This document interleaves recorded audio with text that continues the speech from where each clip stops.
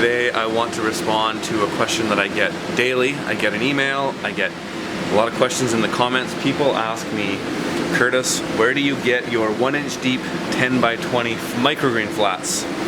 And I have the same answer every time. I get them from an old school company locally that has a salesman that drives around in a van, and they don't have a website. But if you're curious, they're called The Professional Gardener. The company's out of Calgary, but they have a sales rep in Kelowna. I'm not kidding.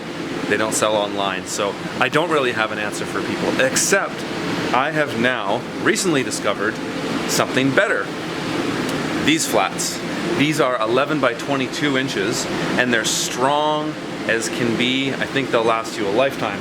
They're the flats from the Paper Pot Transplanter.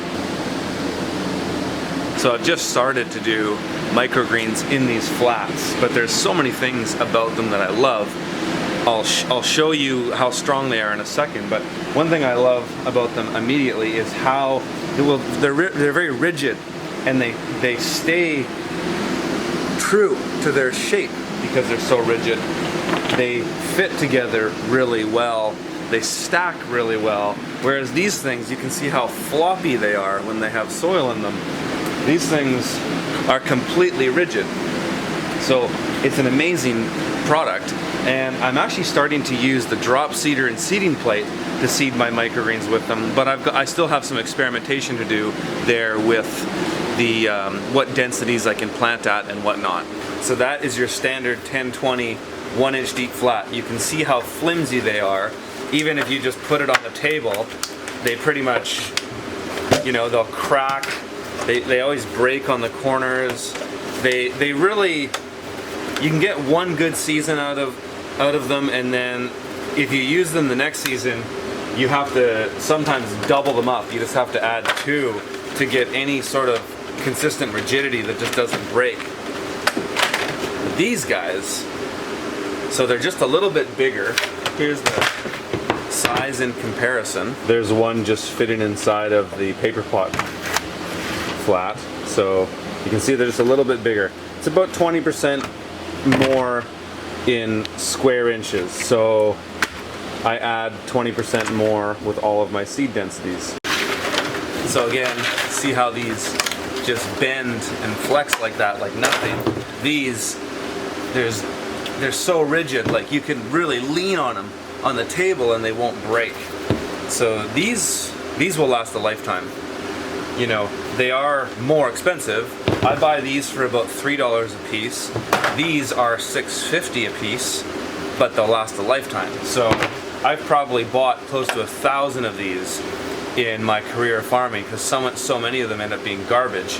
Whereas these, I can pretty much just buy what I need and have them for life. I'm gonna plant 5 flats of basil, and I'm gonna use the drop seeder. And this thing, you need to have different sizes to do certain microgreens, but the one seed density that I've got dialed in right now that I'm happy with the results of is basil. So I'm gonna do 5 flats of basil with this, and you'll see how fast this might revolutionize doing microgreens, though we need to get different size seed plates to do the variety of dry seed microgreens that we're doing. So of course, this isn't gonna work for your wet seed, which is your pea and sunflower, because you have to spread the seed on it. They're too big to go through something like this, but that's okay. Those microgreens go fairly fast compared to the dry seed microgreen, where I'm normally just sprinkling the seed on the flats for, and I'll continue doing until I have figured out all of the proper densities. But I'm just going to show you some basil because I think it's pretty cool. So I'm going to do 5 flats, so just spread the flats out. Right now I'm using the same amount of soil in a 10-20 as I do in one of these.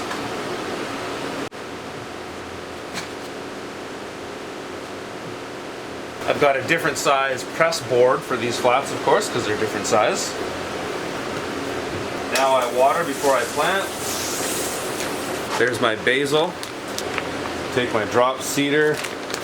Cool thing about the drop seeder, it has this part on the bottom where there's no holes, so that's where you dump all your seed.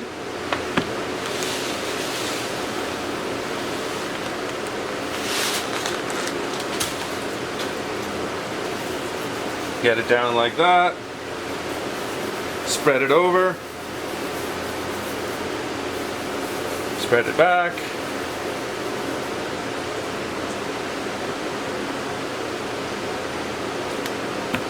There's one done.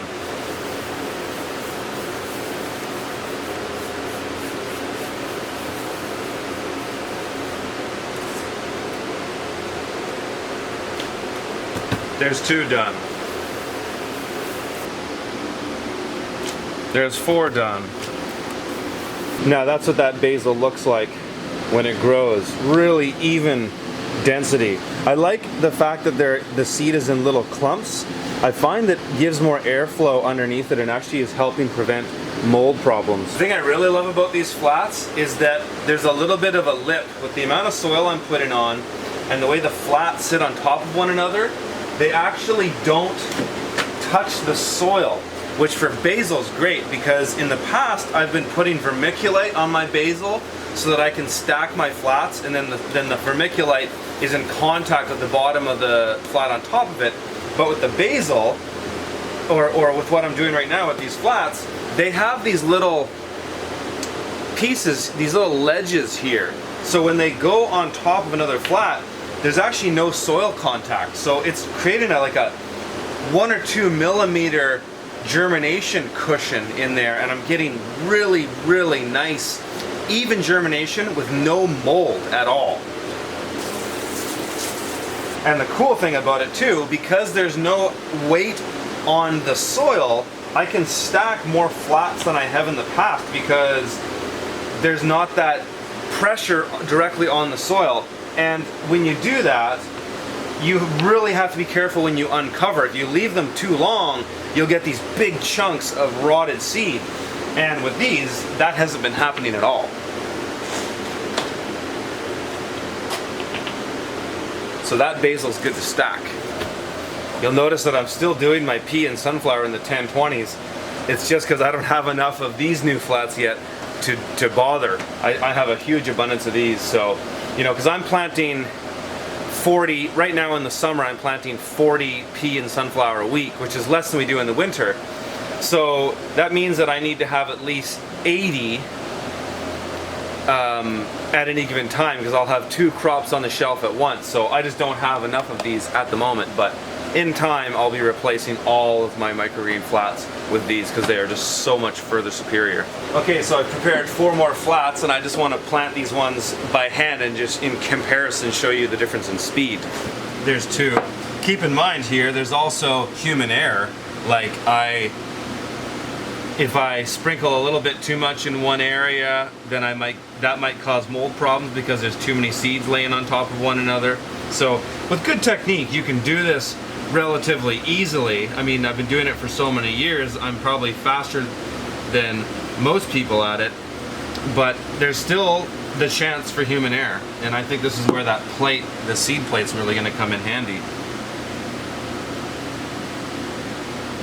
So right now, we only have a few different seed plate sizes, but we're in the process of getting a bunch more because I really want to see this microgreens thing take off. Like, I would like to do all of my microgreens with the seed plate because then it would just be that much faster. So those are the ultimate 1-inch deep microgreen flat for future reference.